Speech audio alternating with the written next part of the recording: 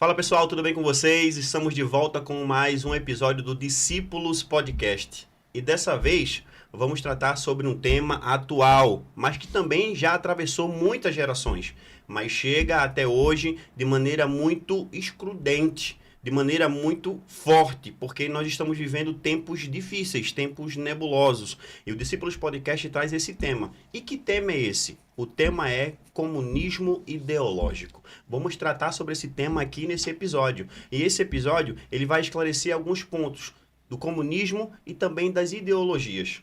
E o Discípulos Podcast tem essa proposta de trazer esse esclarecimento à base das Escrituras Sagradas, porque é o nosso manual de fé, tá bom? Até que Cristo seja formado em você. E para essa noite, para compor a mesa e tratarmos sobre esse tema, nós convocamos duas pessoas muito especiais. Uma vai estar do lado de cada bancada, onde nós vamos estar ali auxiliando um ao outro para poder nós extrairmos do convidado nessa noite o máximo que ele pode nos entregar sobre esse tema, comunismo ideológico. Eu queria já dar as boas-vindas àquele que está nos acompanhando já há algum tempo, desde o começo lá do Discípulos Podcast, gravou o primeiro episódio, já está conosco aqui, essa é a terceira vez que está conosco, que vai estar todos os meses aqui tratando sobre temas a respeito da defesa da fé, defesa do Evangelho. Eu queria dar as boas-vindas ao pastor André Galvão. Seja muito bem-vindo ao Discípulos Podcast mais uma vez. Muito obrigado, querido irmão Ivan Bruno, é um prazer estar aqui mais uma vez. Tive a grata satisfação de participar do primeiro Discípulos Podcast. Verdade. Né?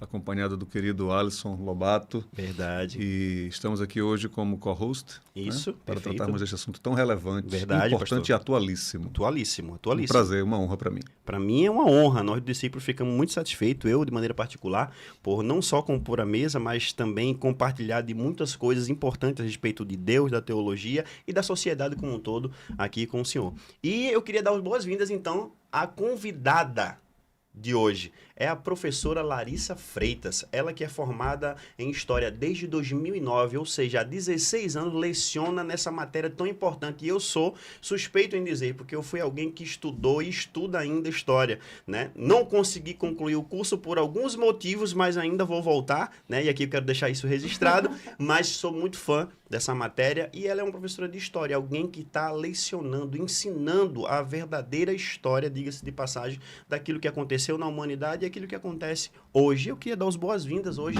à professora Larissa Freitas. Seja muito bem-vinda ao Discípulos Podcast. Obrigada, é um prazer estar aqui falando de um assunto que eu tenho estudado há um certo tempo, né? 16 anos, né? Só que há uns, vamos dizer, há uns 8 a 6 anos com outro olhar, né? Que até então, até os meus primeiros anos de professora, eu vivia estudando com outro olhar, com um olhar menos cristão, um olhar muito mais voltado para aquilo que eu tinha aprendido nas universidades. Só que aí fui reestudar tudo e perceber o caminho que eu estava traçando, não era o caminho que Deus tinha preparado para a humanidade. E hoje eu estou fazendo o inverso, né?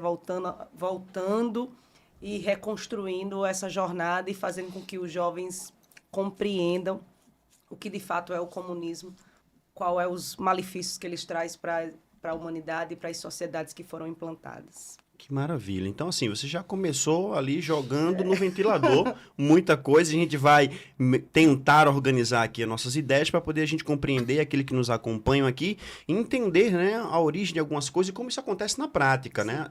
Você, como professora, deve ter visto, vivido e ainda vive muitas coisas em relação a isso. Mas antes de entrarmos no assunto propriamente dito, eu falei que a professora Larissa Freitas é professora de História. Sim. Ok. Mas a professora Larissa hoje ensina, onde mora, os telespectadores querem conhecer quem é a professora Larissa Freitas. Eu sou Larissa, tenho 43 anos já, sou casada, né, com Daniel Freitas, tenho uma filha de 15 anos, Radassa.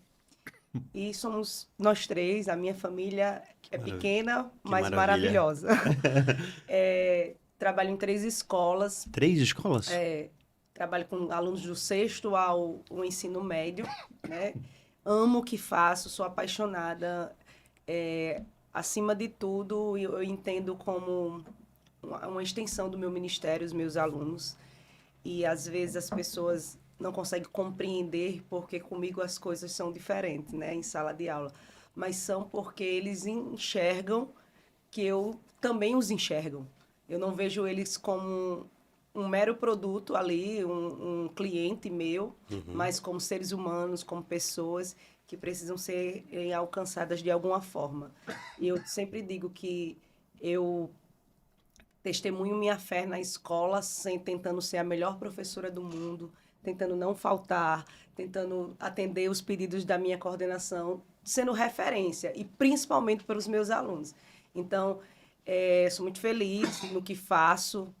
Na igreja, eu também procuro exercer essa função, porque eu entendo que o que a gente aprende no mundo secular é para ser executado, principalmente no reino de Deus. Também acho. E através disso, né, o reino de Deus vai crescendo. Sem porque dúvida. a gente implanta o reino de Deus também no nosso trabalho. Sem E dúvida. por muito tempo eu não fiz isso, mesmo tendo conhecimento do reino de Deus. Caramba. E hoje eu faço questão de fazer isso, de implantar o reino, de ter Cristo como a meu maior teórico, eu digo para eles, minha maior referência. Meus alunos sempre perguntam, qual o seu maior teórico? Esperando que seja Karl Marx, esperando que seja tantos outros, né, que eles estão acostumados a ouvir. Eu digo, meu maior teórico é Jesus Cristo. Ele é o mestre dos mestres, a Bíblia é meu livro favorito. Dentro da Bíblia tem alguns que eu tenho ainda mais preferência. Então, é assim que hoje eu trabalho, que às vezes incomoda meus colegas de trabalho, incomoda, às vezes, um pai que hoje é de esquerda. Só que, graças a Deus, as famílias também do nosso país, elas têm tido outro olhar. Elas estão se sentindo incomodadas com algumas coisas. E hoje as famílias têm abraçado também a causa do evangelho. Nem que seja de uma forma bem direta, não seja tão profundo, mas tem entendido que a família é a base da sociedade, né? É verdade, E a é verdade. escola, ela tá aí também para fundamentar isso. Hoje acabou nas escolas, né? Festa de pai e mãe, muitas escolas não fazem mais. Hoje é a festa da família. E isso é desconstruindo tudo que a gente, como cristão, como sociedade cristã, construiu ao longo do tempo. Isso de forma muito sutil, Sim. mas que tem sido desconstruído. E com a capinha dizendo que isso é respeito, né? Só que a gente não respeita o outro, desrespeitando outros. É Que é o verdade. que tem acontecido. E assim, você falou algumas coisas interessantes aí, né? Bastante coisa importante. Então, vamos entender um pouquinho. Você falou que hoje você ensina, instrui os alunos de uma forma um pouco diferente, com outro Sim. olhar. E esse primeiro olhar, como é que era, então? Se você afirmou que hoje você ensina com um olhar, como é que era anteriormente? Como é que se deu essa mudança, né, de visão ou de instrução da sua matéria em meio ali aos seus alunos? A gente aprende na universidade, principalmente nos cursos de humanas e, em especial, história. Eu acho que está entre os 3 ou 4 que mais comunista, que tem mais um olhar bem de esquerda mesmo. E a gente aprende muito isso na universidade.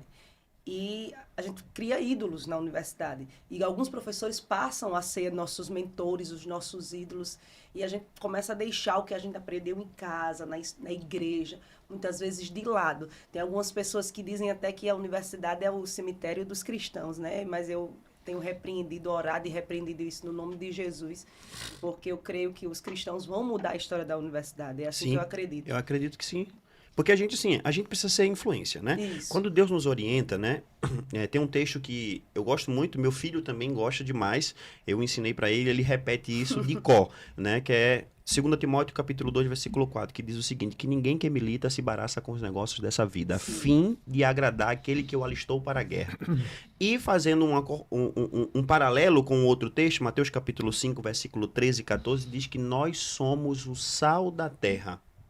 Sim. E no versículo 14 diz que nós somos a luz do mundo. Então, se assim nós somos, e Jesus nos orienta a ser, então, onde nós chegarmos, a gente precisa dar gosto, porque nós somos sal, iluminar as trevas, porque nós somos luz, e não se embaraçar, porque alguém nos alistou para a guerra, e esse alguém é o Senhor Jesus. Então, eu sei que a escola, a universidade, alguns lugares são bem hostis, né? Mas de que forma nós estamos preparando muitas vezes os nossos filhos para poder entrar nesses lugares? Verdade. Nós, como pais cristãos, como nós estamos preparando as nossas crianças? Elas têm base? Elas estão arraigadas na palavra? Pastor André, já queria aqui inserir o senhor nesse, vamos dizer assim, nesse furacão que está se formando aqui, nessas informações, para que a gente entenda um pouco isso que acontecia e ainda está acontecendo em relação a essa influência, né, de esquerda, comunista, ideológica, dentro das escolas da universidade em relação aos nossos filhos. Muito bem. Querido irmão Ivan Bruno, professora Larissa Freitas, este é um assunto pertinente. Por quê? Estamos avançando, isto é um fato. Nós já não estamos mais tão ignorantes, Sim. nem tão indiferentes, mas ainda há uma estrada enorme a ser conquistada. Eu concordo. Enorme, gigantesca.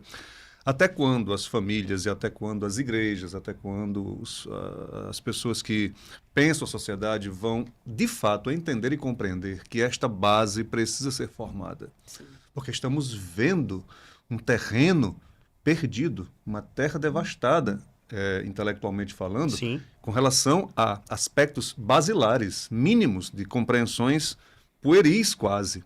Há pessoas que, quando você começa a tratar sobre determinadas temáticas, essas pessoas se perdem, elas têm um achismo, ou elas vão apenas repetir, vão papagaiar Isso. aquilo que escutaram, sem uma consciência crítica de fato, né? Precisamos, a figura do professor, ela é fundamental, mas a figura dos pais é Sim. mais fundamental ainda. Perfeito. E de outros líderes sociais, por exemplo, os pastores, Isso. os religiosos, né? Os políticos também, Sem os dúvida. influenciadores. Aqueles né? que influenciam a sociedade, né? como Isso todo. mesmo, isso mesmo. É público notório que recentemente aconteceu aquela tragédia, aquele assassinato do Sim. influenciador, né, americano Perfeito. Kirk, né, Isso. Charlie Kirk. E isso lançou luzes sobre questões muito importantes, porque eu soube recentemente que, ao que tudo indica, a pessoa que o assassinou é um jovem ainda, Sim. de 20 e poucos anos. 22 anos. Isso, 22 anos. Né? E ele provinha de uma família conservadora, né? E ele começou a se perder, pelas informações primeiras que recebi, justamente quando adentrou o ambiente acadêmico, o ambiente universitário. Dizem Perfeito. que houve uma mudança. Exato. Ele mudou Isso que a radicalmente. professora estava falando, né? É.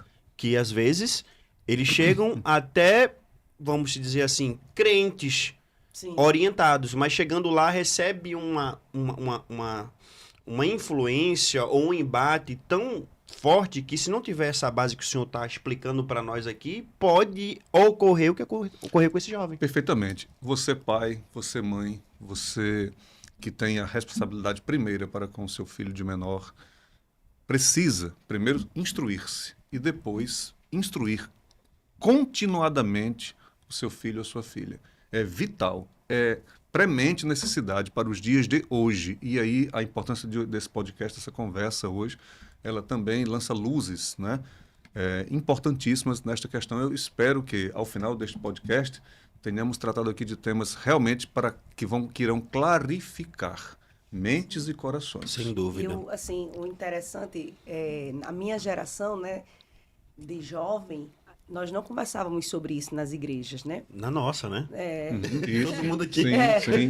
Então, Sim, a gente sim. não tinha esse conversa. Na minha casa, não se conversava sobre isso. Até Infelizmente. porque, no Brasil, o comunismo ainda era muito camuflado. Isso. A gente tinha um olhar do comunismo bem diferente do que nós temos hoje.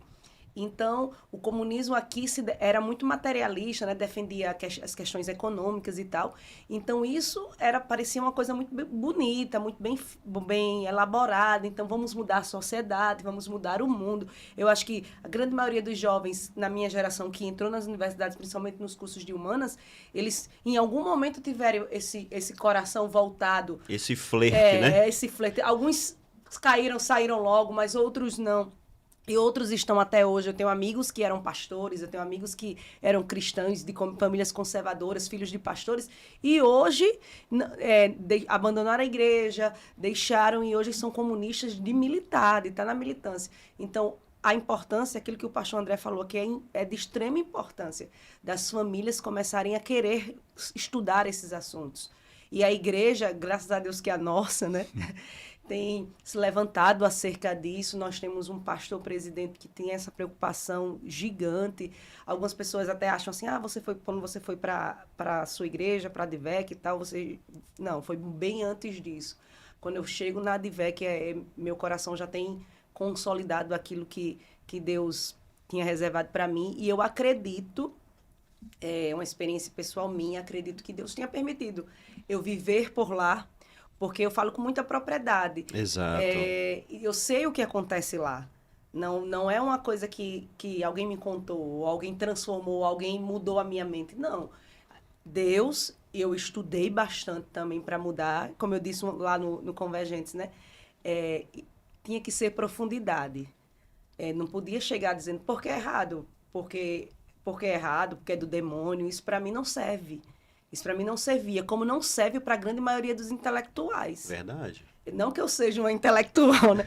Mas, assim, eles querem profundidade. E nós podemos ser racionais, sim, nessa causa. Não é algo espiritual, é racional. Sem dúvida. É algo para ser estudado. Tem muita coisa que a história traz nos livros didáticos que tem muita coisa camuflada, que só quando você estuda profundamente que você vai perceber. Geralmente os alunos aprendem na escola, quando vê a Revolução Russa, que a Revolução Russa veio para mudar o mundo, para melhorar a vida dos mais carentes, dos mais pobres, que a Revolução Russa não fez nada de... Não, e a gente sabe que foi um dos movimentos que mais matou na história. Mas isso é só estudando. E os nossos adolescentes, eles não têm essa visão. Mas a semana passada eu dei Revolução Russa e falo para os meus alunos o real. Boa, professor. Muito bom. É isso mesmo. A gente precisa colocar a pratos limpos quando a gente tem essa oportunidade. Você que está ali na frente, na ponta, né, passando para os alunos. Eu que fui estudante de história, eu percebia que o viés do professor normalmente era direcionado para a esquerda. Isso. Então ele era tendencioso a falar e enaltecer esses ídolos que acabavam sendo venerados dentro das escolas da universidade, como Marx, Lenin, Stanley, Gramsci e todos os outros que convergiam na mesma ideia, e a gente olhava aquilo porque admirava o professor, era uma autoridade. Sim. Nós, aqui dessa geração, a gente respeitava demais o professor. O professor era lei, o professor era quem ditava as ordens. Era sim, senhor, e tá tudo certo. Isso mesmo, irmão Ivan Bruno. E, aproveitando a fala da professora e a tua fala agora, eu também, a minha experiência é nesta mão. Eu, quando adolescente, né, eu fui influenciado por discursos muito bem propagados, né? Pessoas que discursavam muito bem, tinham um oratório, uma capacidade de persuasão superior. Exato. E isso influencia, principalmente o adolescente, que ainda Sem não tem uma dúvida. maturidade, não Isso. conhece bem, né? E eu estava imbuído dos valores mais nobres, apesar de adolescente, eu tinha noções de justiça social, Sim. né? E vivíamos, no meu caso, eram os anos 80, né? Quando eu era um adolescente. E por outro lado, em contrapartida, nós não encontrávamos uma preocupação, pelo menos bem visível, que contrapusesse estas propostas ligadas ao socialismo e ao comunismo ideológico. Sim. Né? Então, foi-se ganhando um espaço em corações bem intencionados, Sim. em corações desejosos de ver o bem para o próximo, Isso. casando inclusive com a proposta cristã. Sem né? dúvida. Era muito mais fácil para um adolescente entender que estas propostas condiziam bem melhor com valores, princípios Exato. corretos e que agradassem a Deus. Exato, porque afinal de contas, o comunismo ideológico, na sua fala, na sua filosofia, é extremamente agradável aos ouvidos. Sim. Você compra aquele assunto, ou aquele tema, ou aquela abordagem, principalmente se alguém for dotado de uma oratória e uma persuasão gigantesca. E se ocupar uma posição de destaque, é que aí fica melhor ainda. As pessoas compram aquilo como uma boa ideia, né? É só a gente observar hoje o nosso líder da nação. Né? Quando eu falo nosso, é nosso, porque afinal Sim, de contas com nós certeza. estamos inseridos nessa nação. Então, ele repete o mesmo discurso há mais de 25 anos. Porque ele entende que aquilo funcionou e pode funcionar agora. Só que agora, com o advento das redes sociais e o esclarecimento, como esse podcast que está trazendo luz a muitas pessoas que não entendem, consegue observar que aquilo nada mais é do que manipulação da informação para que não chegue a realidade nos ouvidos ou no coração das pessoas. E assim, professora, a gente falou dessa questão do comunismo ideológico na sua introdução aqui, e assim, como você enxergou no início do seu processo de ensinar essa questão ideológica? Você já combatia? Você já ensinava como você ensina hoje? Ou era um pouco diferente? Não. Eu fui muito tempo de esquerda, né? Militante. Que é isso? Ia para os movimentos. Na eleição de Dilma, eu estava em todas as manifestações da Ribeira. Caramba! Meu marido já estava saindo, ele era uma pessoa de esquerda, só que não era alguém envolvido, né? Sim.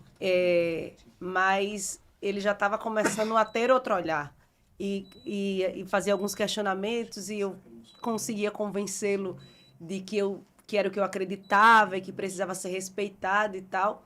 E estava lá, em todos os movimentos, na Ribeira. E eu, infelizmente, criei muitos militantes, né?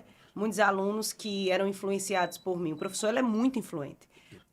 Alguns professores se doem muito quando a gente diz que professor doutrina, né? Uhum. Mas doutrina é ensinar, é trazer algum doutrinamento. Exato. E é isso que nós fazemos. Perfeito. E nós podemos fazer isso de forma positiva ou negativa. O professor hoje, infelizmente, eu digo isso porque sou mãe, na maioria dos casos, ele tem mais influência do que a própria família. Verdade. Eu escutei muito aluno dizer assim, em questões de ciência, eu fico com o que o meu professor fala, minha mãe e meu pai não têm esse conhecimento.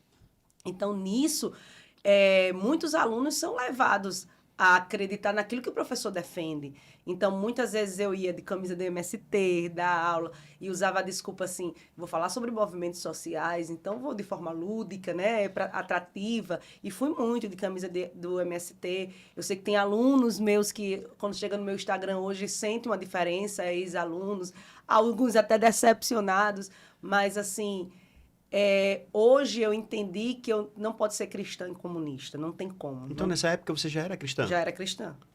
Já era cristã de igreja, liderava a juventude, influenciava a juventude na igreja. Olha só. Não de forma tão escancarada como na escola, porque não se tinha tanto esse espaço, mas meus jovens, na igreja que eu frequentava na época, eles, a maioria, pronto, governo Dilma, na eleição de Dilma, voltou em Dilma, né?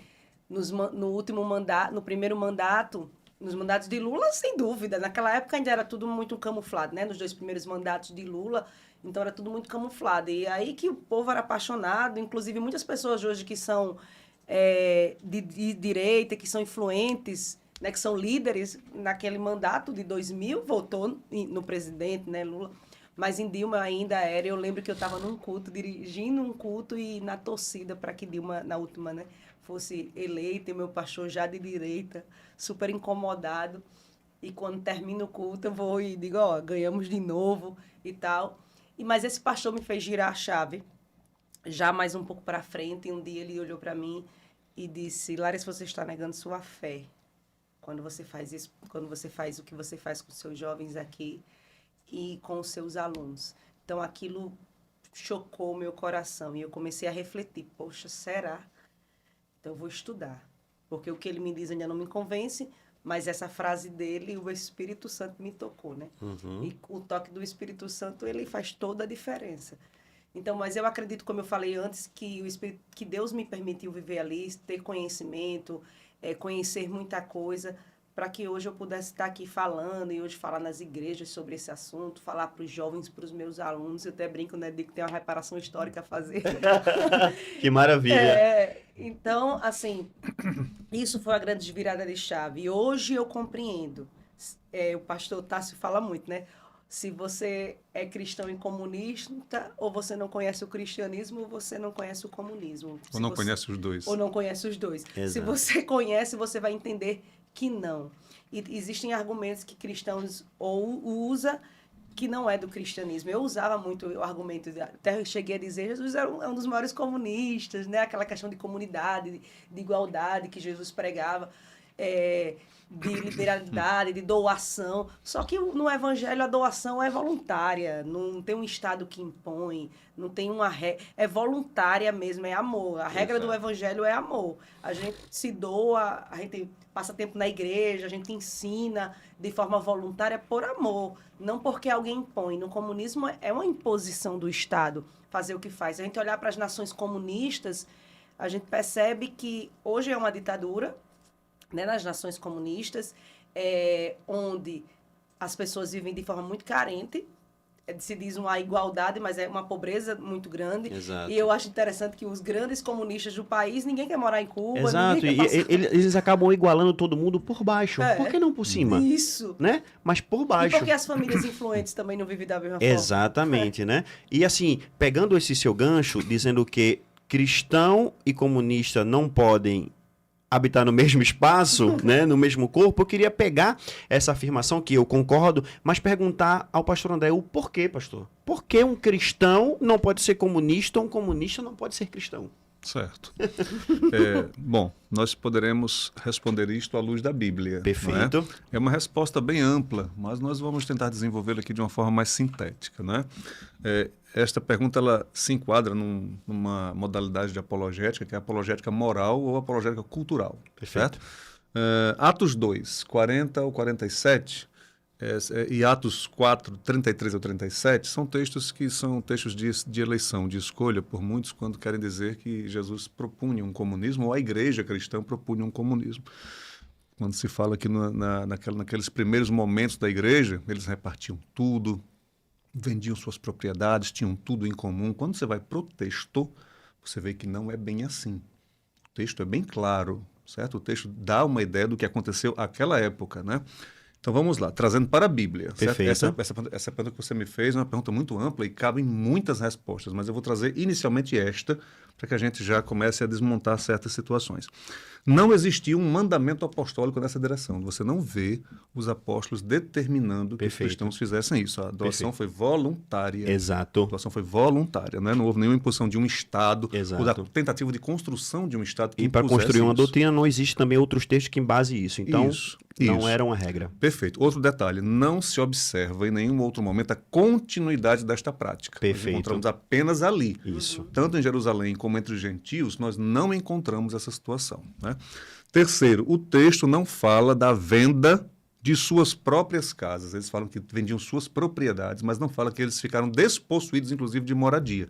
O texto não diz isso. Perfeitamente. Né? 4. O texto fala que os primeiros convertidos, eles receberam ajuda e apoio material, sim, do partir do pão e também espiritual, nas orações. E na comunhão. Veja que só nos primeiros dias, no primeiro discurso de Pedro, milhares. No segundo discurso, outros milhares, afora os que nós não conhecemos. Como é que esse povo que estava chegando, Jerusalém estava em festa, era o Pentecostes, né? Uma cidade imensa, uma cidade invadida por pessoas, muito além da sua capacidade, essas pessoas estavam chegando sedentas por Cristo, precisavam de um apoio. Exato. Então, a igreja se mobiliza nesse sentido, eu entendo historicamente assim essa situação. Perfeito. Né? Quinto, o que se visava com isso? Trazer solução e não trazer problema, porque na hora que eu me despossuo do que eu tenho, eu ajudo alguém por um certo tempo e depois eu gero outro problema maior, porque agora nem ele nem eu temos nada. Perfeito. Né? O Evangelho não impõe absolutamente isso, né? Em nenhum momento. Antigo e Novo Testamento, o que é que Êxodo vai dizer? Não furtarás. O que é furtar? É tomar de alguém o que é de outrem. E essa lei foi dirigida ao povo judeu. Entre o povo judeu, alguém tem e alguém não tem. O que não tem, não ouse furtar de quem tem. De quem tem, de quem possui. Não há um comando para que todos tenham tudo em comum. Não. Outro mandamento de Êxodo, né? Não cobiçarás o que é do teu próximo. O que é do teu próximo. E detalhe que diversifica. Então, é o jumento, é a casa, é a mulher. Tudo que for do seu próximo, você não... Isso. Propriedade privada e manutenção da propriedade privada. Respeito à propriedade privada. Perfeito. Eu respeito o que é teu, você respeita o que é meu. É isso aí. Né? E também uma coisa interessante é que, historicamente, quando os novos cristãos, eles acabavam perdendo seus trabalhos, porque eles abandonavam, né, as sinagogas, abandonavam aquelas práticas, então eles acabavam perdendo. E o que acontecia? Os discípulos começavam a chamar a igreja para ajudar essas pessoas. Sim, muito bem. Então, isso fez com que, em Atos, tivesse esse movimento para a igreja de Jerusalém, porque essas pessoas estavam perdendo seu trabalho, elas não tinham de onde tirar. Então, a igreja, ela também é social. Sim. A igreja, ela também tem esse dever social. Mas é como o senhor disse, a gente não vai fazer isso para sempre. Isso. Nós vamos ajudar e encaminhar, incentivar a pessoa a trabalhar, incentivar a pessoa a estudar, incentivar as pessoas a ir procurar o seu sustento. Isso até porque a Bíblia diz que todo trabalhador é digno do seu salário. Isto. E a Bíblia não diz que todo trabalhador tem que ter um salário igual. A Bíblia diz que todo trabalhador é digno. Se o senhor estudou a vida inteira, trabalhou, se você escolheu uma profissão que lhe gerasse mais recurso do que a minha, você tem que ganhar aquilo que você estudou, proporcional para isso, exatamente. Agora, assim, o capitalismo é perfeito? Não. Não é perfeito. E a discussão não é esta. A discussão é o que o comunismo tem feito, não é na questão mais material. Né? Isso aí, eles usam isso aí como uma desculpa, um argumento para desconstruir aquilo que hoje nós defendemos. Mas tudo que o comunismo tem feito nas últimas décadas é desconstruir aquilo que o cristianismo vem construindo ao longo de toda a história. E somos perfeitos como cristãos? Não. A igreja é perfeita? Não. Mas nós sabemos que o nosso Cristo, ele é perfeito e ele tem um plano perfeito para a humanidade. E este plano perfeito, o comunismo não cabe nele. Perfeito. E aqui entra um momentozinho teológico, né? Assim, bem rápido. Sem dúvida. A justificação é um status quo. Você se torna justo pelo sangue de Cristo, uma vez que você o recebe como seu Salvador. Mas a santificação é um processo. Então você não encontra perfeição nesta terra, nem no mais dedicado dos crentes. É um processo de santificação. Né? Nós não estamos... perfeitos. Nós estamos buscando a perfeição. Exato. Nós fomos justificados. Isso, justificados, mas não perfeitos. Justificados, sim, mas estamos num processo de santificação. Exatamente, exatamente. E pegando essas questões que a gente acabou de levantar, é interessante pensar que Paulo, se nós olharmos toda a magnitude dos seus escritos, foi o que mais, vamos dizer assim, trabalhou, se empenhou em deixar um legado, né, filosófico, teológico para a posteridade e mesmo assim trabalhava para não ser pesado aos seus irmãos. Sim, isso Olha mesmo. Só. Isso mesmo. Olha só. Ele se valia da força do seu trabalho para o seu sustento, para que não pesasse a igreja, muito embora ele tenha dito depois, posteriormente, né, que ele mereceria até, mas ele não iria fazer para não ser pesado à igreja. Perfeito. E de contrapartida, você observa que os irmãos pobres da Macedônia se valeram da sua generosidade e da sua pobreza ajudaram outros que estavam passando necessidade em Jerusalém. Isso é um negócio que isso só é cristianismo. É verdade. Eu tô todo arrepiado. Porque só o cristianismo consegue trazer uma profundidade em algo que parece contraditório. Sim, mas só parece. Aparentes contradições. Exatamente. A lei humana é contraditória. Isso é uma coisa incrível. Isso é algo maravilhoso. Eu lembro, professora Larissa e Ivan Bruno, o doutor Enéas Carneiro, de saudosa memória, né? Ele disse, palavras dele, né? Eu, menino oriundo de família pobre, né? Quando comecei a ter os primeiros contatos com as teses marxistas, fiquei apaixonado. Ele dizia, não é? Só que depois, com um estudo mais aprofundado, com um entendimento melhor das coisas, uma visão mais aclarada e mais abrangente, comecei a perceber os pontos de contradição. É interessante isso, porque quando eu li Karl Marx, né, as primeiras vezes, eu me apaixonei, assim como ele, né? Mas quando eu voltei a estudar e eu comecei a ler grande, eu disse, é isso aqui. Aí eu fui ver que nas entrelinhas de Marx comungava com aquilo que Gramsci ia consolidar mais para frente. Aí eu disse, não, isso aqui não dá para o cristianismo mais. Isso aqui não dá, então eu tenho que virar a chave e agora eu vou ter que combater porque eu preciso refazer o caminho. E refazer o caminho de várias pessoas. Porque quando você ensina, você não deixa morto aquilo ali. Não é um momento morto que aquilo ali vai se acabar. O que você ensina, você vai deixar para gerações. É verdade. Eu encontro alunos, hoje, meus primeiros alunos, que sempre dizem, a senhora foi a minha uma grande referência. Aí eu sempre pergunto, como? Porque se for nessa vertente, aí a gente já começa um assunto. E eu digo, mas eu não penso mais dessa forma, não. Olha como é que eu penso. E agora eu vou desconstruindo e tudo mais. Assim, uma semana dessa, o livro tratava sobre feminismo e eu deixei primeiro eles falarem o que eles achavam do feminismo, o que eles achavam do socialismo, que o livro trazia as ideologias. Deixei eles falaram bem muito. Aí quando virou a aula, né?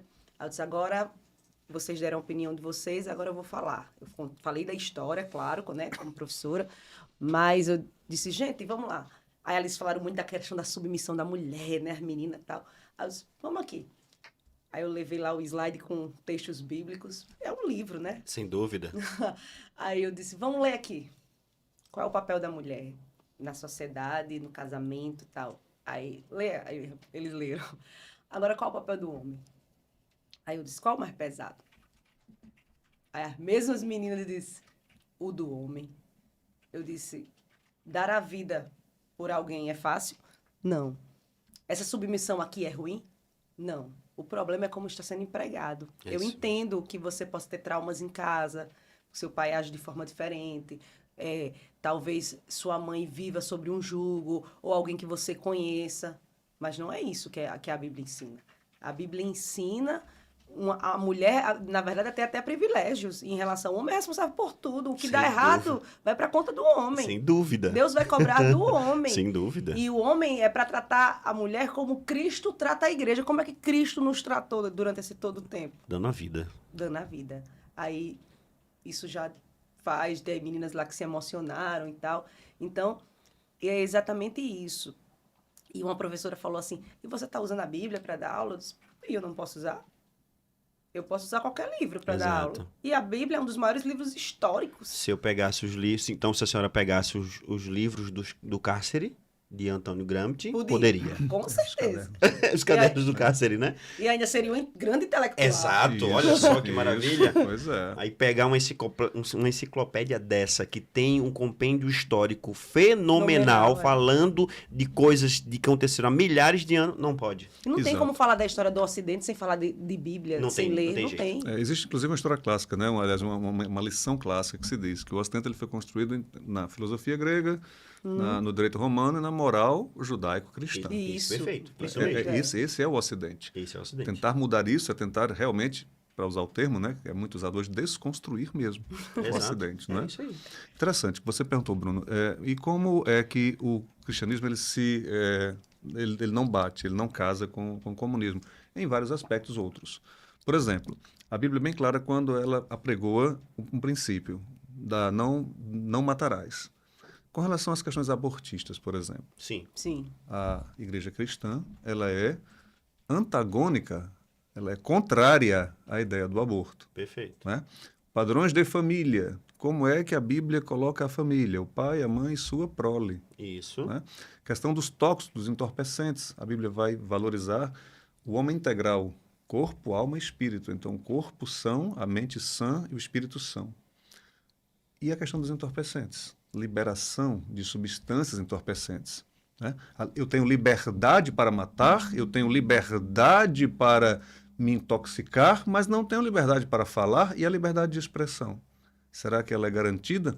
Ou as teses esquerdistas dão mais valor à segurança, entre aspas, do que à liberdade de se expressar?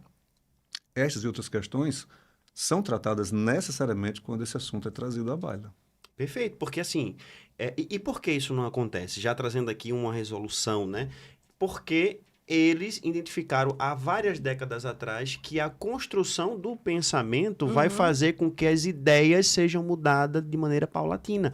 Então, por que não se permite mais se falar abertamente? Porque se nós começarmos a falar, nós vamos desconstruir aquilo que eles construíram várias décadas atrás, de maneira como a senhora falou, sorrateira. Na sua infância, na minha infância, na infância do pastor, a gente não conseguia observar, porque estavam onde sendo infiltrados em lugares que a gente não tinha muito acesso. Na educação, de maneira acadêmica. Não ocupe quartéis, ocupe escola. Exatamente, essa célebre frase, né? Na cultura, na música, de maneira muito sorrateira, quando essas estruturas foram, né, abastecidas dessa ideologia que aconteceu, começaram, a palavra acho que é esta mesmo, porque é algo sem controle, vomitou tudo na cabeça de todos aqueles que estavam vulneráveis. E, Bruno, e é interessante isso, né? E na igreja. Sem dúvida, viu? Na igreja, eu fui uma pessoa dessa, porque eles vão, como o Theo Hayashi gosta muito de dizer, né? Eles fizeram também discípulos. Coisas que nós passamos muito tempo sem fazer. Nós até tivemos influência e na igreja, o pastor e tal, mas a gente esqueceu muitas vezes de fazer discípulo, de construir um cristão de fato, de fazer dele um cristão desde a sua essência, não um cristão por medo do inferno, não um cristão por ter sido criado na igreja, eu estou ali, se eu deixar a igreja eu vou para o inferno. Então, por muito tempo, era isso o pensamento da minha geração. Não, eu tenho que estar na igreja porque eu vou para o inferno. Então, eu não tinha profundidade naquele que acreditava. Exatamente. Eu não conhecia Cristo, de fato, eu não conhecia o Evangelho, de fato. Hoje, as pessoas dizem que essa geração é uma geração perdida e eu não acredito nisso. Pelo contrário, eu acredito que essa geração vai mudar muita coisa. Exato. Porque é uma geração que eu percebo que estuda. É uma geração que tem estudado. Que é mais dos antenada, dois lados, inclusive. É mais antenada. Mas hoje, essa geração, hoje tem igrejas que a gente sempre conversa sobre isso com os nossos jovens, que na nossa não. Então, estar na igreja, fazer grandes eventos e grandes congressos não significa muita coisa, não. Porque a gente vê o legado que foi deixado disso. Muitos jovens da minha e da sua geração, da do pastor, não estão mais na igreja. Tem uns até que se dizem ateus hoje. Então, eu vejo que eles foram muito inteligentes, né? De infiltrar lugares de influência, né? Como o Grandes gosta de dizer, vamos infiltrar nos lugares de influência, vamos ocupar esses lugares. Nós não podemos fazer uma revolução de forma direta, né? Tomar tudo, mas nós podemos entrar nos lugares de influência. Exato. A escola é o carro-chefe, as universidades, mas a igreja, muitas pessoas, eu vejo pastores em vídeos de podcast defendendo o comunismo, e isso faz discípulo. Então, a igreja hoje, ela tem que construir isso, fazer discípulo, fazer com que a próxima geração ela possa fazer essa diferença. E que nós possamos fazer a base, pegar essas crianças que estão entrando na adolescência e já começarem a formar, porque senão eles vão entrar na universidade e vão ser pegos por ela. Na minha e na sua geração, do pastor, a gente conversava essas coisas na universidade. Nessa geração já não é mais assim. Na educação básica isso já se conversa. Perfeito. Na educação infantil já se tem projetos relacionados a isso. E você sabe que repetição vai fazendo você memorizar. Isso. E pense aí, você começar com 5 anos de idade, aprendendo sobre o comunismo, você vai chegar na universidade e vai consolidar aquilo que você aprendeu. Exato. E a gente em casa, como pai, tem que fazer... o pastor disse que está em alta, né? Desconstruir tudo que é ensinado. Olhar o livro do seu filho, olhar o que seu filho estuda desde a educação infantil. Hoje não é mais no ensino médio, né? Na universidade. Não, é desde a educação infantil. Porque a nossa educação ela é Paula Freireana, um dos maiores comunistas que o Brasil já teve. Ele construiu essa educação baseada no oprimido e no opressor. Se você lê Paulo Freire, você vai ver. Sempre tem um oprimido e sempre tem um opressor. E quem é que diz isso? Os pensadores comunistas. Exato. E, irmã Larissa, pegando esse gancho, né? Muitas vezes as nossas ideologias elas são produzidas pelo nosso cotidiano. Você imagine, por exemplo, uma jovem que tem um pai abusador, que tem um pai violento em casa, né? Qual é a referência que ela vai ter de Sim. pai? Aí ela vai dizer, o princípio da família cristã não funciona, ele é falho. Ele é mentiroso. Ela vai procurar alternativas, né? Isso vai traumatizando pessoas, vai ferindo pessoas, e isso é um problema muito sério. Homens que estão na igreja, mulheres que estão na igreja, precisam, de fato, não serem apenas pessoas de igreja, mas pessoas de Deus que estão formando uma igreja forte espiritualmente. Perfeito, pastor. Deixar de se preocupar com coisas banais, irrelevantes, sem importância, e passar a preocupar realmente com aquilo que é essencial.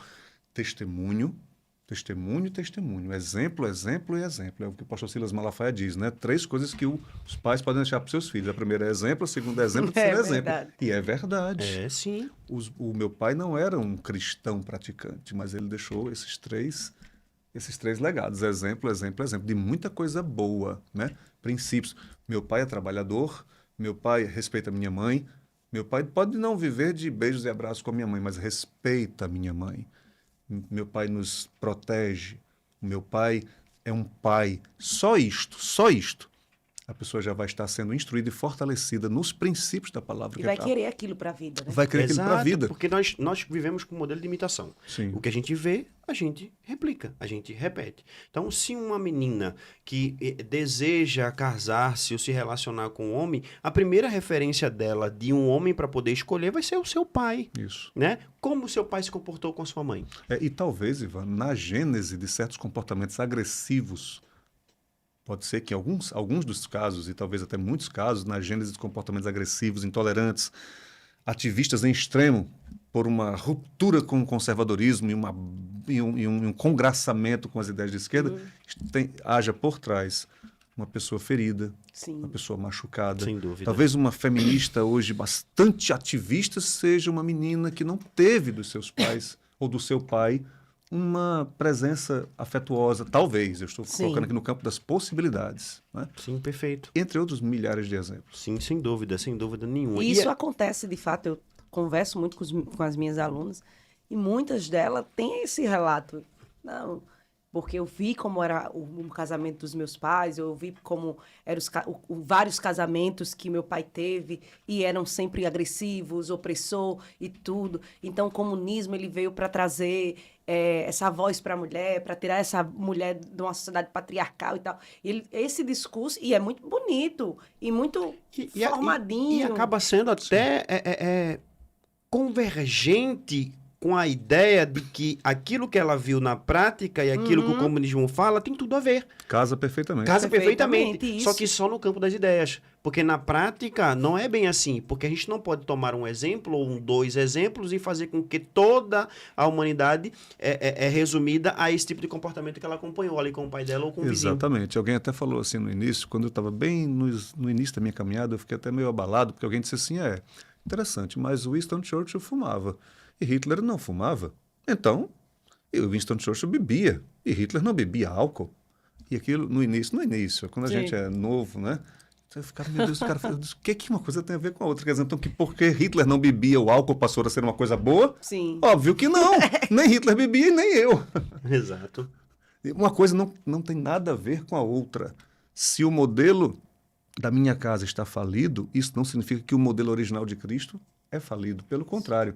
O que é que eu vou fazer? Eu vou enxergar a falência do que eu estou vendo próximo a mim e tratar de não reproduzir na minha vida. Perfeito. Você bem disse, né? O homem vive de modelos de imitação. Isso. Então, é ter esta consciência e aí, se eu não tenho em casa, eu vou procurar essa ajuda em outro lugar. Perfeito. E aí entram as lideranças da sociedade, inclusive Isso. a figura do professor. Exato. E é aí Que é onde eles são pescados, né? Porque ele olha, se não tem referência, ele vai ficar como presa fácil em qualquer anzol por aí. Se for alguém conservador de direito e cristão, ótimo. Pescou um peixe, vai influenciar de maneira positiva. Foi o que aconteceu comigo. Eu cresci num lar onde meu pai era alcoólatra e minha mãe fumava. Então eu cresci vendo aquilo o tempo todo, né? Então, quando eu me converti com 10 anos de idade, eu decidi ir para mim. Ali no meu começo da minha adolescência, eu falei assim, ó, quando eu crescer, eu não quero nem beber e nem fumar. Então, eu decidi aquilo de maneira tão firme que hoje, né, eu posso dizer com convicção, eu nunca tomei álcool Perfeito. E nem peguei um cigarro para acendê-lo, né, do início ao fim. Porque a gente, quando é criança, a gente até fica curioso, né? Vê aquilo, vê tanto que a gente curioso, quero ver como é que é. Isso, confesso que tive curiosidade, talvez você também já teve, mas pegar um e acender e fumá-lo até o final, nunca, porque eu decidi não fazer, porque eu via meu pai, mas via a degradação, Sim. né? E também já imaginava aquilo que ia acontecer lá na frente, que é o que eles estão sofrendo hoje, né? Meu pai sofre de distonia profunda, precisa tomar tarja preta para controlar a questão da distonia, e minha mãe sofre de problemas cardíacos por conta de 30 anos de fumaça nos pulmões. Olha só. Então perceba, né? Mas muitas vezes o jovem, o adolescente, ele não vê isso no primeiro momento. Ele simplesmente repete. Quando não se tem Jesus ou quando não é bem assessorado, o que aconteceu? Éramos em 4 lá. O meu irmão do meio foi. E fumou, e fuma, e bebe. Então perceba, veja. Ele foi influenciado. Reproduziu, né? Reproduziu. Interessante, né, Ivan e professora Larissa, que nós estamos trazendo aqui essa temática do comunismo bem impregnada dentro dos valores. Perfeito. Mas nem sempre foi assim, não é? Nem sei. Pelo menos o comunismo, como nós entendemos marxista, ele tem uma proposta inicialmente econômica, não é? Isso. As teses econômicas. Isso. Depois, só que, Bem bonitinha. bem bonitas, mas todas elas, e o mais lindo é isso, é que todas elas, você vai estudar a escola austríaca, por exemplo, né? Cada um dos pontos do marxismo é espancado e destruído. E é isso que os pais precisam entender. O capitalista explora os trabalhadores. Nas máquinas, nas fábricas da Inglaterra, crianças padeciam nas minas de carvão. Tudo isso é verdade, mas tem que ser analisado na sua verdade histórica. Está aqui uma professora de história renomada no contexto histórico. Antes da Revolução Industrial existia uma sociedade rural. Eu pergunto, essa sociedade rural era melhor do que a sociedade industrial? Com a palavra os professores de história que têm conhecimento vasto sobre o assunto. Se informe. Pai, mãe, se informe. Existe um mundo antes da Revolução Industrial, uma sociedade pós-Revolução Industrial. Sim. Foi desafiador? Foi. A sociedade estava preparada? Não. Não. Mas as pessoas que querem desconstruir isso são as pessoas que se utilizam da Revolução Industrial. Isso, e só olham para o lado negativo. A revolução da internet, por exemplo. Eu sou de uma geração analógica. Isso. Quando eu era adolescente, Eu também. não existia Google. Não. O Google não existiu desde sempre. Eu digo isso sempre para os meus filhos. Olha, o Google não existiu Celular. desde sempre. Celular era Porra, célula. A gente- gente aprendia célula em biologia. E não em telefonia, não é? Mas, assim, a revolução dos celulares, o que aconteceu? Estávamos preparados? Não. Ainda não estamos. De Existem, inclusive, fobias para o jovem que fica sem o aparelho celular, ele de repente desenvolve fobias. Sim. Há pessoas que são dependentes dessa tecnologia. Estamos preparados? Não. E estamos dando um salto ainda maior. Inteligência artificial, que tem os seus prós maravilhosos, mas que traz por trás também alguns cuidados que não estão sendo tomados, no meu entendimento. Então, as revoluções passam por momentos de dificuldade. Da mesma forma, a Revolução Industrial, porque cada um dos professores de história, né, gosta muito de enfatizar os aspectos negativos da Revolução. e não olha para os aspectos positivos da Revolução Industrial. E fazendo contrapartida com Marx, né? Sim, sempre, né? Sempre, né? Não tem como, não se fala de Revolução Industrial sem Isso. trazer as ideias do socialismo e Pronto. falar mal do capitalismo, e usa aquela velha frase, né? O capitalismo selvagem, Isso, né? professora. Então para que eu retome Sim. os pontos e jogo para a senhora novamente. O marxismo nasce como uma proposta econômica, teorias Sim. econômicas, depois ele migra para a política, e da política ele vai além da política, atingindo o quê? Valores e ideologias culturais, que parece ser o foco central dessa nossa conversa aqui. Isso. Né? Perfeito. Os dois gostam muito de história, né? Lembra? O cristianismo, por um tempo, nós fizemos muita coisa errada, óbvio, né? Sim. E a ideia de que era um cristianismo fanático, né, ditatorial, impondo, a igreja, principalmente a igreja católica, fez muito disso. Só que hoje nós estamos vivendo ao contrário, né? Nós vivemos um comunismo hoje ditatorial, impondo as coisas. Se você pensa diferente, se você age diferente, você é um fanático, você é alguém que não tem conhecimento, você não é alguém que é reconhecido. Você ser um professor de história e não ser comunista, você não é visto com os bons olhos. Você é criticado. Como você de história... eu já escutei alguns colegas dizer assim, como alguém de história se torna de direita? Geralmente a gente chega de direita, né? Chega conservador e se torna um progressista. Aí eu disse exatamente por isso, porque eu sou professora de história. Eu decidi estudar história, não reproduzir aquilo que os livros e que alguns autores imposto pela universidade e imposto por muitos professores que antes eu fui por esse caminho também. Só que hoje não mais. E a minha fé, ela está acima de qualquer que seja a teoria. Para mim, o livro mais importante, mais sábio do mundo, que tem mais ciência, e eu não estou falando aqui de fé, estou falando de ciência, tem mais ciência, se chama Bíblia Sagrada. E quando ela me confrontou, eu disse, não dá para mim. Eu lembro que na última eleição, algumas pessoas até questionam, né? Será que foi real? Será que não foi? Tem esse questionamento. Mas uma coisa que eu vejo, eu não questionei tanto, vamos dizer, a democracia, né? Como é que está em alta essa palavra também, né? Porque eu via o que acontecia nas escolas. Eu vi o professor pegar carro e ir tirar o título do menino com 16 anos.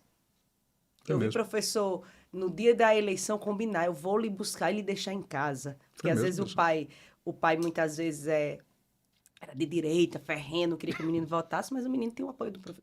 E o professor sabia. E eu costumo sempre dizer para os meus alunos, a sua família, os princípios que são ensinados em casa, eles é o que prevalece, não é o que eu digo aqui. Eu não posso ser mais influente que seus pais.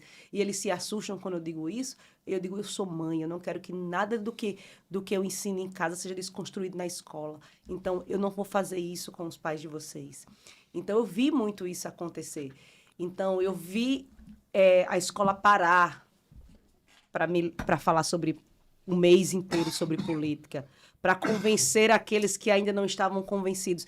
E eu sei que quando alguns dos professores ver esse podcast, assistirem, vão dizer que conversa é essa, Larissa? Vocês sabem que é verdade, né?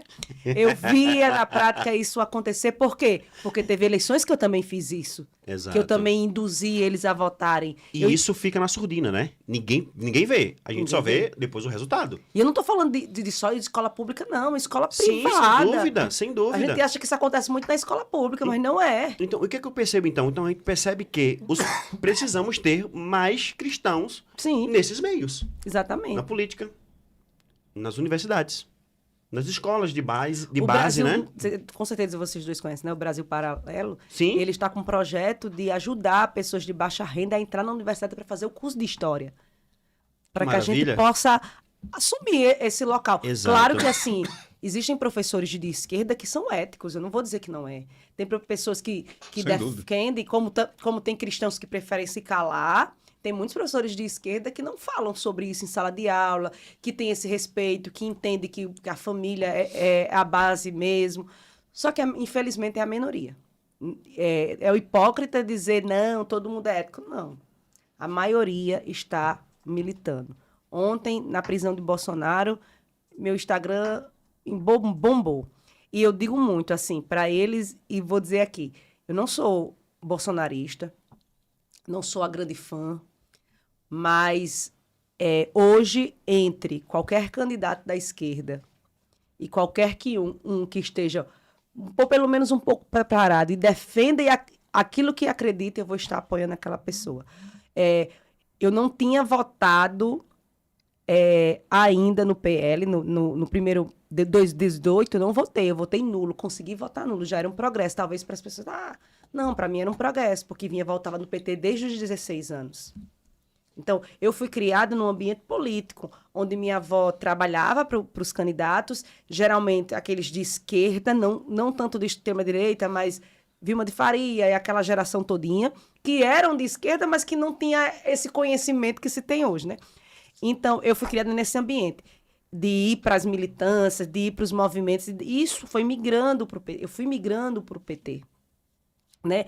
Eu não consegui me inscrever no PT, ser representante tal, assim, de forma tão direta, porque minha família não apoiava, mas o meu desejo era este, né, de estar ali. Então, quando foi em 18, foi que a chave virou, assim, 16 para 18, a chave realmente virou uma coisa bem recente, para alguém que já ministrava na igreja, que já dava aula, que já pregava tal. Isso é uma coisa muito recente. E eu disse, não tenho mais como votar no PT, mas eu também não tenho ainda como votar na direita. Então, mas aí foi gradativo. E daí eu fui estudando cada vez mais, e eu lembro que na última eleição, eu até falei isso, né? Tava eu e Samara do Pastor Otto sentado na torcida ali, pro PT perder, porque a minha torcida era esta, de verdade. E não aconteceu. Mas dentro de mim eu sabia, porque eu vi o que estava acontecendo nas escolas. E eu digo, quem decidiu essa eleição foi a juventude. E se a gente não assumir esse lugar de influência, a juventude vai decidir de novo. E aqui eu já pego esse gancho para fazer uma pergunta para vocês dois. Eu quero o viés teológico e eu quero o viés de quem está lá na prática, lá na ponta, ensinando. Tá? O que é que um jovem cristão deve fazer hoje nas universidades? Como ele deve se comportar? Porque, assim, ser um jovem cristão na universidade e ficar calado igual um agente 007 não fez nada. Nada. Não fez nada. Né? Eu citei um texto aqui, que é o quê? Que ninguém que milita se embaraça com o negócio dessa vida a fim de agradar aquele que se deixou para a guerra. E também em Mateus capítulo 5, versículo 13 e 14. Nós somos sal da terra e luz do mundo. Ok. Se a gente precisa ser isso, como eu quero ter o viés, de professor, aquilo que você vê na prática, né? Se vê algum estudante cristão se posicionando e tal, né? Se espelhando em você agora, que está ali, né? Como professora, influenciando de maneira correta, né? Os alunos. E depois o pastor, com um viés, né, teológico, como é que se deve se comportar. Então, professora, como é que um jovem cristão deve se comportar nas escolas e nas universidades? Hoje nós estamos vivendo o tempo de ter que se levantar, de ter que atacar. Nós passamos muito tempo na retaguarda, né, esperando ser atacados e muitas vezes confundindo humildade, confundindo amor, com ter que ficar um agente 007 lá, com ter que se conformar com aquilo. Porque nós nos conformamos em ver isso na universidade, nós nos conformamos em ver isso nas escolas e ficamos calados. Não, eu não vou entrar em conflito, eu não vou discutir, eu sou cristão. Não, o cristão hoje ele tem que ter lugar de fala, como eles gostam de dizer, né? E nós precisamos estar nesse lugar de fala também. E por muito tempo que nós estávamos só recuados, vendo as coisas acontecer, foi aí que eles foram ganhando espaço. Então, nós precisamos avançar. Eu já digo há uns 2 anos, quando eu vou nas igrejas falar sobre comunismo, eu já digo muito. Hoje nós somos um país livre, né? Laico, temos liberdade de expressão, mas isso está mudando. Nós estamos mudando. Nós não temos os fuzis na nossa cabeça como igreja, mas nós já começamos a ter as leis apontadas para nós. Inclusive, tem uma lei tramitando, né? Eu ainda vou estudá-la mais para falar do PSOL, que eles vai cobrar tipo uma taxa para, na verdade, é uma indenização para as igrejas, para aquele que ajudar uma pessoa que se diz homossexual a sair, a mudar essa mentalidade, a deixar a homossexualidade. Então, já tem uma lei aí tramitando para que se nós, como igreja, ajudar essas pessoas, nós pagamos uma indenização e tudo mais. Então, é a lei sendo apontada para isso. Por quê? Porque não se pode usar o discurso de não pode, porque aí vira uma ditadura. Então, eles não usam esse olhar ditatorial, eles não são ditador e tudo mais. Então, o que a gente faz? A gente faz na lei. A gente vai na lei, vai na lei, vai na lei, e a igreja vai sendo afunilada, assim, ó, entrando. Mas glória a Deus que a Bíblia diz que as portas do inferno, elas não prevalecem contra a igreja do Senhor. É isso aí. Amém. Pode dar o que der. A igreja já é vencedora. É isso aí. A igreja vai vencer. Eu sei que querem desconstruir tudo que a igreja construiu. Quando eles vêm falar sobre a igreja, muitas vezes eu digo, vamos ver o que a igreja faz? A igreja é a instituição que tem mais obras sociais no Brasil, as igrejas. Só que a gente não se divulga isso. Exato. Nós somos a comunidade que mais ajuda pessoas. Que mais tira as pessoas da marginalidade. Exato. Sim. E de outras coisas, Sim. né? Das Inclusive, drogas no e Rio de outras Janeiro, coisas no mais. crime, eu tenho amigos pastores lá que são pastores de comunidades, ele diz, só tem uma regra de deixar o crime, é se converter. Olha só. Olha só o nível de respeito que E outra. o pessoal que vive aí, né, na vida errada, reconhecem. E outra, aí você passa um tempo sendo avaliado se você realmente se converteu. Aí tá liberado para viver a vida. Então, isso eu acho fantástico, mas isso não é divulgado. Não é divulgado. O que é divulgado é que a igreja é fanática, que a igreja é preconceituosa, que a igreja... É isso que é passado. E a igreja não é preconceituosa. A igreja ama as pessoas, a igreja cuida das pessoas. Eu tenho alunos LGBT, eu tenho alunos que não são cristãos, eu tenho alunos... E eu os abraço. E tenho o maior cuidado em cuidar. Porque a primícia da minha fé é o amor. E a primícia da fé... Aí, alguns até vão questionar, talvez lá comentem, né? Mas a igreja não tem praticado isso. Mas é como o pastor disse, nós estamos num processo de santificação. Mas a igreja de Cristo, de fato, ela tem praticado isso no Brasil. Tem muitos pastores sérios, tem muitas igrejas sérias que têm avançado no Brasil. Mas nós precisamos agora nos posicionar. Perfeito. Mas posicionar com argumentos. Posicionar estudando.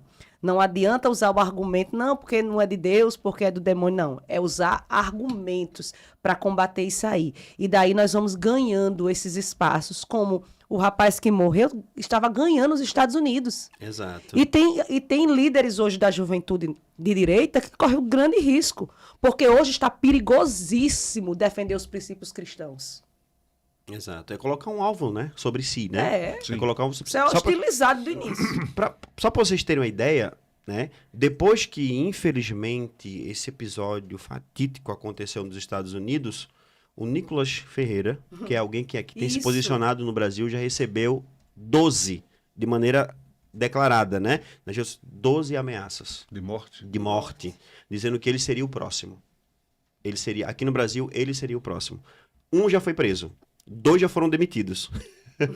Porque o mundo está de olho nisso, né? Então, um já foi preso e 2 já foram desligados de empresas que não compactuam com esse tipo de ameaça e de violência, né?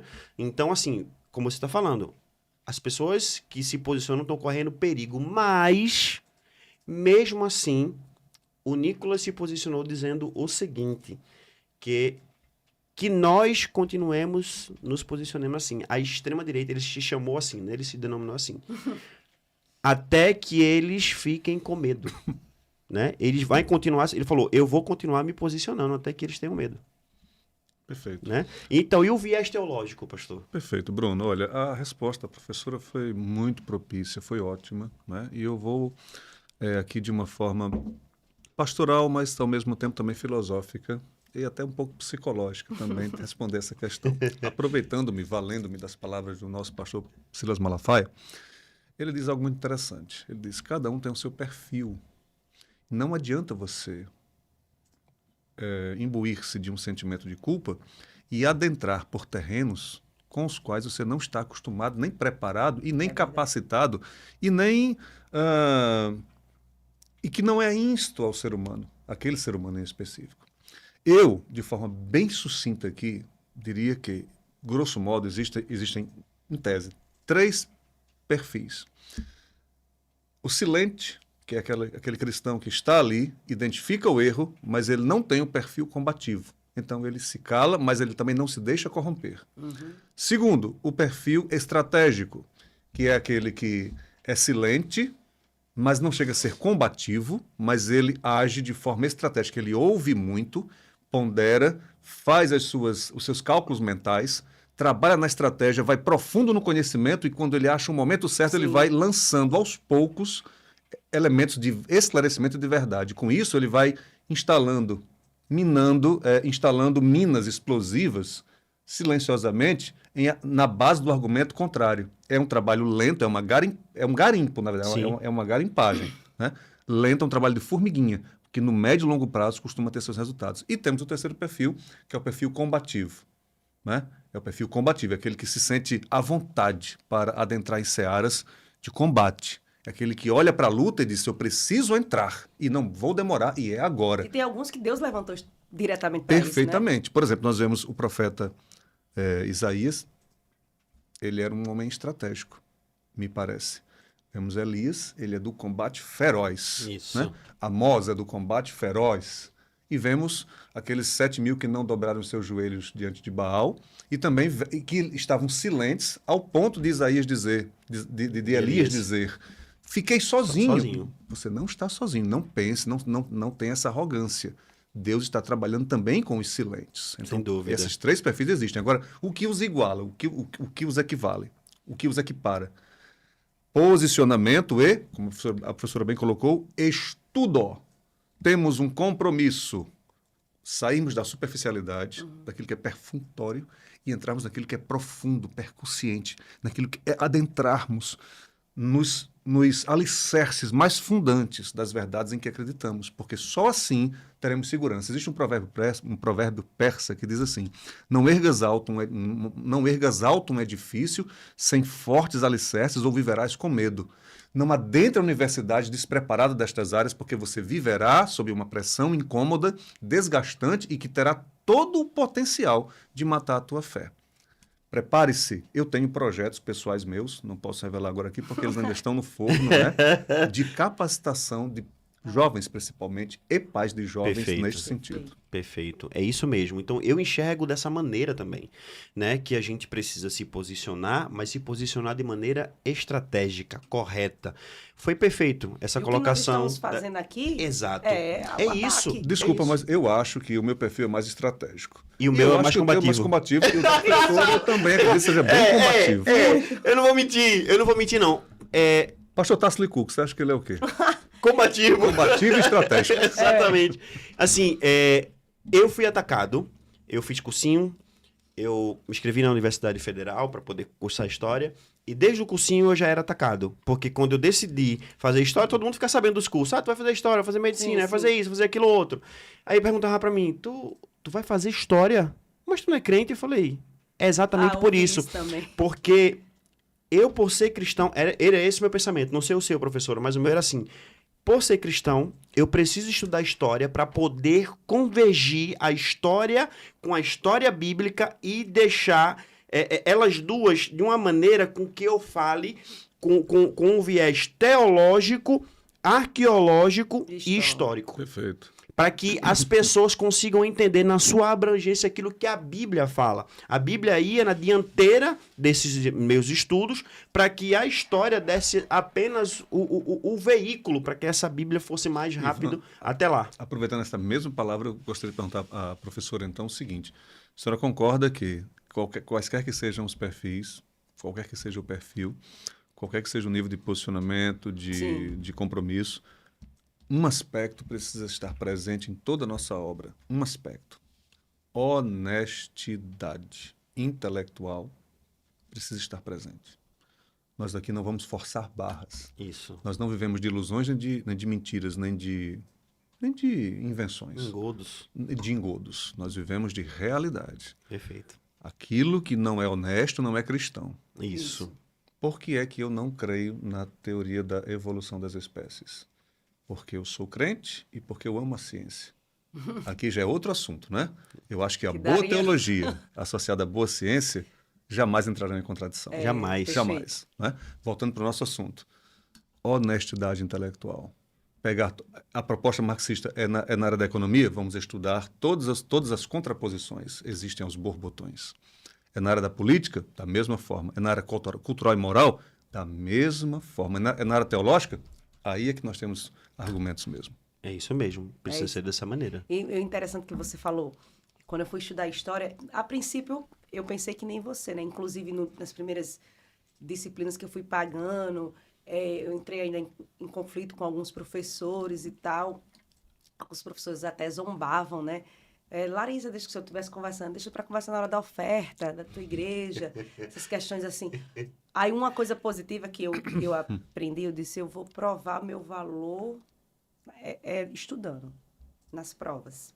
Então, eu acabei sendo destaque na sala, só que depois eu fui sendo influenciada por eles, porque os professores queriam me orientar, os professores se aproximavam de mim, e eu comecei a criar ídolos, né? Professores referências, professores que eu queria ser igual, e esses professores, a maioria deles eram comunistas.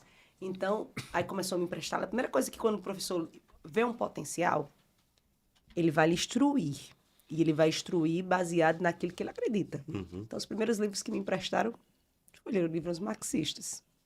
Foram os primeiros. Um dos primeiros presentes que eu ganhei de um professor foi a fotinho aqui de Che Guevara. E eu usei? Claro. Por quê? Porque aquele professor era uma referência para mim. E eu tenho um grande hábito de, a cada 3 meses, eu perguntar para a Radassa, quem é a sua maior referência? E ela sempre fala, você, mãe, né? Porque por ser mulher, a menina acaba tendo isso. Você, mãe. Aí eu, por quê? Porque às vezes ela pode responder, porque eu sou mãe dela, né? Aí ela começa, beleza. Porque eu vejo as referências dos adolescentes dessa geração. E a maioria deles não são os pais. A maioria deles são referências que desconstrói totalmente a palavra de Deus. Então, eu procuro sempre, hoje, primeiro conversando com ela e depois com os adolescentes que eu tenho acesso, de que a família tem que ser a maior referência, mas a família precisa ser a referência. Isso. Não é querer ser. Isso, precisa ser. Isso. Perfeito. Porque hoje eu vejo, ela falando para mim assim, mãe, eu quero casar cedo, essa geração não quer casar, muito menos cedo. Porque eu quero exercer aquilo que Deus tem para minha vida, né? Deus chamou muito ela para a questão missionária, ela é muito apaixonada por missões. Então, ela quer, mas eu tenho que casar com um missionário. Claro, se você tem esse chamado, tem que ser um missionário, né? Então, a gente vai conversando sobre isso. Aí ela, além de mim, ela começa, né? Referência de alguns pastores, dos líderes, né? Os adolescentes, eles olham muito mais para o seu líder, até mesmo do que os pastores, né? Então, os líderes dos adolescentes. Quando a gente estava na Zona Norte, eu lembro no casamento de Michel e de Carol, eu lembro ela assim do meu lado, e ela olhou para mim e disse, eu quero isso. Aí ela disse que eu aproveito para pregar já. Ela disse, eu quero isso para minha vida, assim, porque foi muito emocionante o casamento deles. E assim, a gente vê, né, o trabalho de Deus na vida deles. Eu digo, que é isso? Ah, pois seja obediente a seu pai, a sua mãe, principalmente a Deus.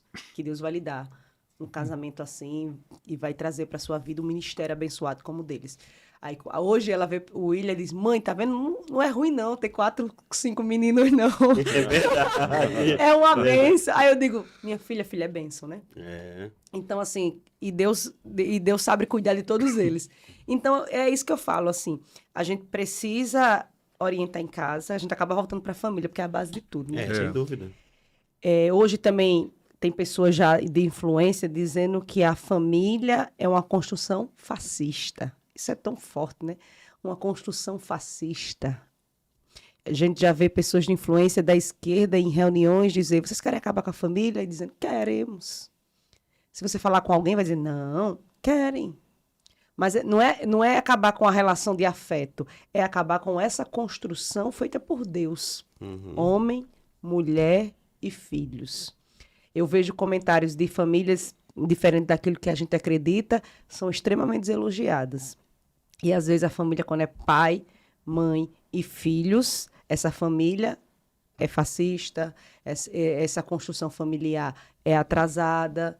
Mas essa construção familiar é a base do universo, do mundo. Só existe vida porque existe essa construção familiar. A sociedade, desde que o mundo é mundo, se sustenta na família nuclear. Não tem como. Não tem como. Coloque 2 homens ou 2 mulheres ou 100 homens em uma ilha ou 100 mulheres em uma outra ilha e percebam como essa comunidade vai estar daqui a 20 anos. 50 anos. Em 100 anos não existirá mais ninguém. Primeiro, porque não vão se proliferar. Primeiro ponto. E segundo, que eles vão se degladiar entre si para que venha quem sobrevive por mais tempo. Então, a sociedade só existe nesses milhares de anos até hoje porque sempre existiu um pai, uma mãe e os seus filhos. Sim. E eles querem destruir isso. E se isso, porventura, acontecesse, que não vai acontecer, a gente não teríamos mais sociedade nem humanidade daqui a algumas poucas décadas. Nós acabaríamos com tudo. E aqui, nesse papo muito bacana que a gente está tendo, eu queria que vocês dois, eu queria deixar, em primeiro lugar, com a professora Larissa e depois com o pastor André Galvão, as considerações finais daquilo que a gente pode dizer e deixar para os nossos telespectadores em relação a essa questão do comunismo ideológico, de como a gente precisa instruir para evitar nós termos esse encontro e sermos influenciados e debandarmos para um lado que Deus não quer que a gente vá. Por gentileza, câmera é sua, professora Larissa. Eu já agradeço por essa oportunidade de estar aqui. Prazer nosso. Como eu sempre falo, para mim é muito precioso. Eu sei do que devo ainda estou só no começo, mas eu tenho certeza que Deus vai nos orientando. E eu sempre digo assim, quando tem esses questionamentos, tem coisas que nós respondemos de forma científica, de forma teológica, mas tem muitos momentos o Espírito Santo nos orienta naquele momento. Quantas vezes eu saí de pegadinhas orientada por Ele. É incrível, assim, é o mentor da minha vida. Assim, hoje o comunismo ideológico ele entrou na casa, na igreja, na família, na escola como base de tudo isso. E a ideologia, ela quer mudar a nossa mente, né? A mudança de mente. Sabe o que eu acho incrível? É porque a Bíblia, ela já traz isso, né? Como é que você se fundamenta como cristão? mudando sua mente. Como é que você expande uma ideia? Uma ideia que na época era revolucionária, uma ideia que nós sabemos que é transformadora, que é o Evangelho. Mudando a mente das pessoas, fazendo discípulo. O comunismo tem feito isso há mais de 20 anos no Brasil. E nós, como igreja, suportando isso de forma calada e às vezes até adentrando, né? Comungando com as ideias, como um dia eu fiz. Mas hoje nós precisamos fazer discípulos, orientar os nossos jovens, como pai, como mãe e como igreja. Nós precisamos nos posicionar, e glória a Deus que a nossa igreja se posiciona muito, e por isso que sofre tanta perseguição. Nós precisamos fazer isso. Mas é como o pastor disse, se você não tem conhecimento, não entre. E se você quer entrar, estude. Às vezes tem aluno que diz assim, professora, como é que se eu não souber responder, se cale. Não queira responder aquilo que você não sabe. Então, se não consegue, se cale. Hoje, eu vejo as escolas com intervalo bíblico, algumas pessoas criticam, outras pessoas não querem, e eu digo para eles, antes de vocês defenderem a fé com palavras, defendem atitudes. Se posicione, seja o melhor aluno, estude, e na universidade do mesmo jeito. Prove para os seus professores através do seu currículo, com suas notas, com seu posicionamento de sala de aula. Depois que você conseguir construir tudo isso, aí você começa a se posicionar falando. Porque não adianta eu não ser exemplo nas demais coisas e começar a falar, porque ninguém vai lhe dar crédito. Incoerente, né? Aí você não tem crédito. Então, assim, eu só queria também terminar aqui pedindo perdão. Perdão para aquele aluno que eu um dia ensinei errado. Perdão para aquele pai, que muitos pais eu também fui influente, que eu também ensinei errado. Eu sei que hoje eu tenho muitos alunos que fazem parte de partidos comunistas, que são militantes e que me usam como referência. E eu peço perdão a essas famílias que, de certa forma, eu afetei. Mas hoje, o meu posicionamento é pela fé, pela palavra de Deus como verdade absoluta e única. As outras verdades, até mesmo a ciência, ela vai se construindo, né? Mas a palavra de Deus, ela está consolidada. É uma verdade consolidada. Ela não tem aberturas para construir outras verdades. Não, ela está consolidada. O que nós não temos conhecimento é sobre o que vai acontecer conosco no futuro. E nós temos um conhecimento já prévio, que é o céu. A gente não sabe como é lá. Mas temos certeza que vamos, porque isso é uma verdade absoluta. Mas enquanto nós estamos na Terra, nós temos que militar pelo reino de Deus. Hoje a minha militância é total pelo reino de Deus. Então, assim, você que foi meu aluno, você que é meu aluno hoje, eu peço perdão por um dia ter ensinado errado. Mas, do mesmo jeito que você confiou em mim no passado, confie neste presente. Que hoje eu sou uma pessoa totalmente defensora da pátria, acima de tudo, do evangelho e da família. Maravilha. Muito obrigada. Pastor André Galvão. Muito bonita a explanação da professora, parabéns, professora Larissa Freitas e o irmão Ivan, foi um prazer ter estado aqui com vocês, sempre tratando dessa temática tão importante. Nós aqui tratamos apenas da pontinha do iceberg, né? Sim. Se tivéssemos aqui mais 2 horas, 3, 4, certamente teríamos muito que conversar, né? Mas valeu mesmo, um trabalho realmente muito bem feito. Quero te agradecer pelo convite mais uma vez e dizer assim, nesse encerramento do nosso podcast, eu diria que as escrituras, elas condenam a injustiça e a corrupção que geram as desigualdades socioeconômicas. Sim. As escrituras valorizam o trabalho, valorizam o fruto do trabalho e a sua justa distribuição. As escrituras, elas valorizam o mérito e o esforço. É só você ir lá em Mateus 25 e você ler a parábola dos talentos. A um foram dados 5 talentos, a outro 2, a outro 1, segundo a sua capacidade. A Bíblia valoriza o esforço e a capacidade, conhecer os seus limites e expandi-los na medida do possível. A Bíblia, a palavra de Deus, ela condena os 3 eis. Que 3 eis são esses? Condena o excesso, condena a exploração e condena os extremos. Sejamos homens e mulheres de Deus, sejamos pessoas da paz e, ao mesmo tempo, do bom combate. Sejamos pessoas honestas, sejamos pessoas capazes, cada dia mais capazes de dar respostas de Deus para uma sociedade que tanto precisa, em nome de Jesus. Esta é a minha palavra. Maravilha. Eu queria aqui agradecer os dois. É um prazer recebê-los aqui, Prazer professora Larissa Freitas, pastor André Galvão. Foi de uma contribuição descomunal tê-los aqui e contribuir para o Discípulos Podcast. Você que esteve nos acompanhando até esse momento, não deixe de curtir, de comentar, faça alguma pergunta, nós estamos lá para poder lhe responder. E se porventura você quer saber sobre alguma coisa a mais que não foi comentada aqui, fala conosco, comenta conosco, segue lá Discípulos Podcast no Instagram e no YouTube também, para poder a gente estar interagindo e a gente aprofundar aquilo que foi tratado aqui. No mais, Deus abençoe vocês, Deus abençoe o ministério de vocês, o trabalho de vocês. Nós, Discípulos Podcast, ficamos muito felizes de recebê-los aqui, tá? Amém. Muito obrigado a todos, Deus abençoe você e a sua família, em nome de Jesus. Foi.